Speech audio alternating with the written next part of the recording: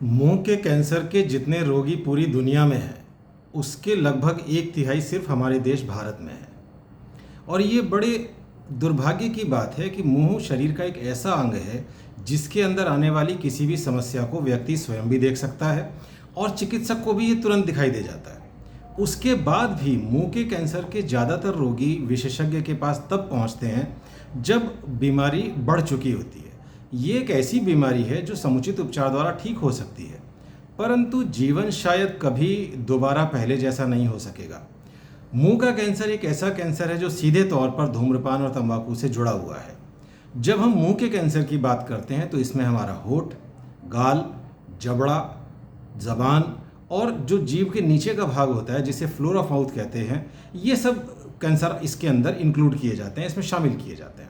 जो मुंह का कैंसर है ये दुनिया में होने वाले कैंसर्स में छठा सबसे व्यापक कैंसर है, लेकिन ये दुनिया में तो छठे नंबर पे आता है, पर हमारे देश में बहुत व्यापक है। और जैसा मैंने कहा, पूरी दुनिया में जितने इससे प्रभावित लोग हैं उसके एक तिहाई सिर्फ हमारे देश भारत में है। हमारे भारत में जितने कैंसर के रोगी हैं, इस बात की पूरी संभावना है कि उनमें से हर तीसरा रोगी मुंह के कैंसर से प्रभावित है। तो आज हम ये चर्चा करने का प्रयास करेंगे कि ये कैंसर क्यों होता है, इसको कैसे जल्दी पकड़ा जाए, इससे कैसे बचा जाए और इसका उपचार कैसे किया जाता है।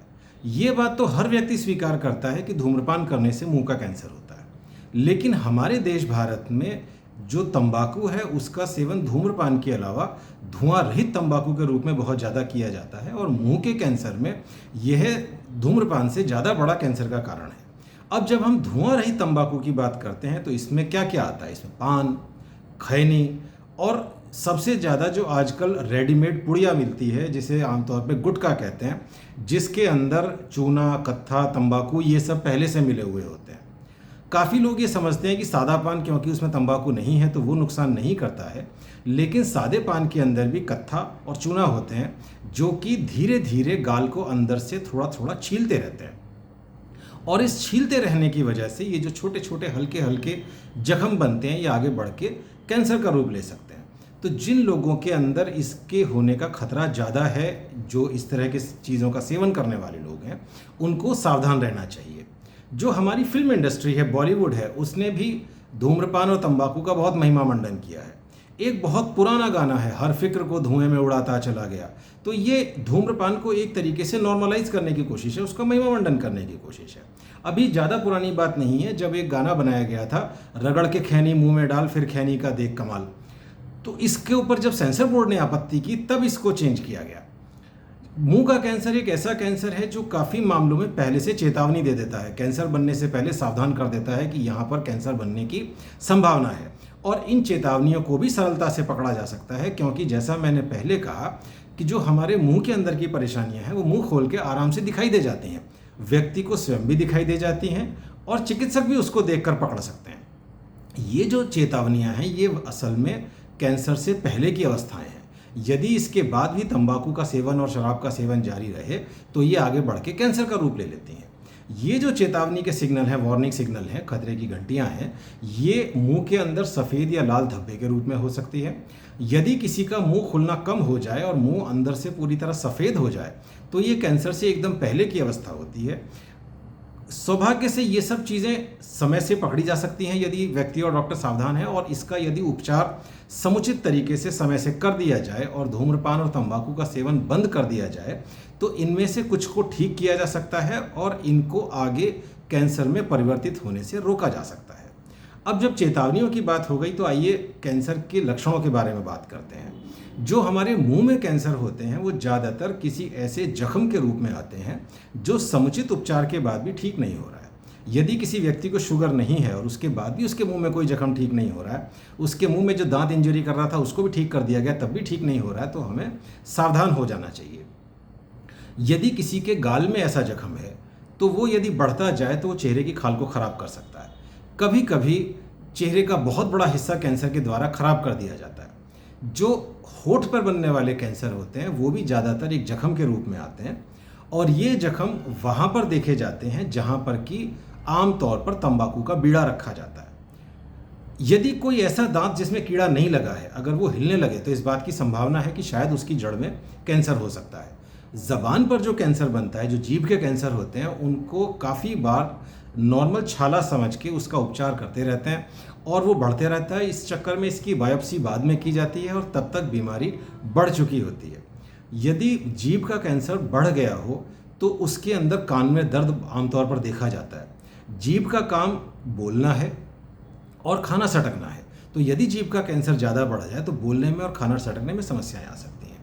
काफ़ी बार जो मुंह के कैंसर के रोगी होते हैं वो कैंसर की जगह से तेज़ ब्लीडिंग होने के कारण इमरजेंसी में आकर भर्ती होते हैं।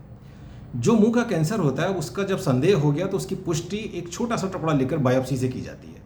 यदि किसी का कैंसर गले की गांठों में भी फैल गया है तो उन गांठों में सुई डालकर उसकी एफएनएसी करके उसकी जांच द्वारा भी कैंसर होने की पुष्टि की जा सकती है।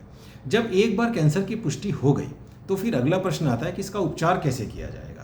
मुंह के कैंसर के जो उपचार होते हैं उसमें दो ही उपचार प्रमुख हैं, ऑपरेशन और रेडियोथेरेपी। इनको या तो अकेले प्रयोग किया जाता है या एक दूसरे के साथ आगे पीछे प्रयोग किया जाता है। ज़्यादातर परिस्थितियों में पहले ऑपरेशन किया जाता है और उसके बाद रेडियोथेरेपी लगाई जाती है, जिसके साथ में कीमोथेरेपी कभी दी जाती है, कभी नहीं दी जाती है, आवश्यकता के अनुसार।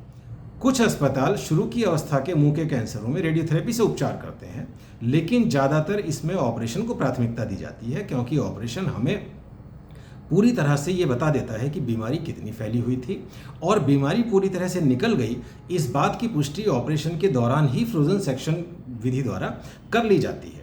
यदि कैंसर हड्डी के पास है तो उस परिस्थिति में भी ऑपरेशन को प्राथमिकता दी जाती है। ज़्यादातर पेशेंट, क्योंकि जैसा मैंने कहा, डॉक्टर के पास तब पहुंचते हैं जब बीमारी शुरुआती अवस्था में नहीं होती है, तो इसलिए ज़्यादातर मरीजों को ऑपरेशन के बाद रेडियोथेरेपी की भी ज़रूरत पड़ती है। काफ़ी बार इस रेडियोथेरेपी में कीमोथेरेपी भी शामिल कर ली जाती है, जिससे कि जो रेडियोथेरेपी है वो और ज़्यादा प्रभावी रूप से कार्य कर सके। कीमोथेरेपी लगेगी कि नहीं लगेगी यह रोग की अवस्था पर निर्भर करता है। अब जितने हमारे रोग की उपचार की विधियां हैं उन सब के से आने वाली परेशानियों के विषय में भी चर्चा करेंगे, लेकिन उससे पहले मैं ये बात करना चाहूँगा कि हम इस रोग से बच कैसे सकते हैं। इससे बचने का सबसे सरल और सबसे प्रभावी तरीका है कि तंबाकू के हर एक रूप से दूर रहा जाए। जो लोग तंबाकू खाते हैं या धूम्रपान करते हैं उनको जितना जल्दी हो सके इसको बंद कर देना चाहिए। तंबाकू छोड़ देने से ना केवल आपका मुंह सुरक्षित रहेगा, बल्कि फेफड़े का, खाने के पाइप का और जितने भी कैंसर तंबाकू से जुड़े हुए हैं उन सब से आप सुरक्षित रहेंगे। हम लोग ये भी जानते हैं कि तंबाकू और धूम्रपान छोड़ देने से आपको हृदय और श्वास से संबंधित बीमारियां होने का खतरा कम हो जाता है। यदि कैंसर से पहले होने वाली अवस्थाएं जिनके बारे में हमने अभी चर्चा की आपको अपने मुंह में या परिवार के किसी सदस्य के मुंह में दिखाई देती हैं, तो उनको लेकर तुरंत डॉक्टर से मिलें और यदि संभव हो तो कैंसर विशेषज्ञ से मिलें। इनमें से काफ़ी को उपचार द्वारा ठीक किया जा सकता है और यदि इनको ठीक नहीं भी किया जा पाता है तो तंबाकू छोड़कर इसका उपचार शुरू कर देने से इसको आगे बढ़कर कैंसर का रूप लेने से रोका जा सकता है। शराब का सेवन मुंह के कैंसर से सीधे तौर पर जुड़ा हुआ है, इसलिए इससे बचिए। हम सब ये जानते हैं कि मुंह के कैंसर का उपचार संभव है, लेकिन इसका उपचार बुखार के उपचार जितना सरल नहीं है। इसके लिए ऑपरेशन किया जाता है जो कभी कभी शरीर में विकार भी उत्पन्न कर सकता है। मुंह के कैंसर का जो ऑपरेशन होता है उसके अंदर कैंसर से प्रभावित भाग को आसपास के लिम्फ नोड्स के साथ ऑपरेशन करके निकाल दिया जाता है। कभी कभी इसके लिए जबड़े की हड्डी का कुछ भाग भी निकालना पड़ता है। यदि जबड़े की हड्डी का छोटा भाग निकाला गया हो तो पैर में से हड्डी का भाग लेके उसको ठीक कर दिया जाता है, लेकिन इसको करने के बाद भी जो प्राकृतिक उसका फंक्शन है वो पूरी तरह से ठीक नहीं हो पाता, पूरी तरह से लौट नहीं पाता और सब लोग इतने बड़े ऑपरेशन के लिए फिट भी नहीं होते हैं। रेडियोथेरेपी और कीमोथेरेपी की अपनी समस्याएं हैं जिनके बारे में हम अपने पिछले वीडियो में चर्चा कर चुके हैं। अब क्योंकि ये ऑपरेशन बड़े ऑपरेशन है तो कभी कभी ऑपरेशन के बाद समस्याएं भी आ सकती हैं, कॉम्प्लिकेशन भी आ सकते हैं, तो इसलिए जो रिकवरी है वो हो सकता है कि उतनी स्मूथ ना रहे, उसमें थोड़ा समय लगे। तो घबराइए नहीं, ये सब परेशानियां ठीक हो जाती हैं, लेकिन तब भी ज़्यादातर मरीजों को इतने बड़े ऑपरेशन की आवश्यकता नहीं होती है।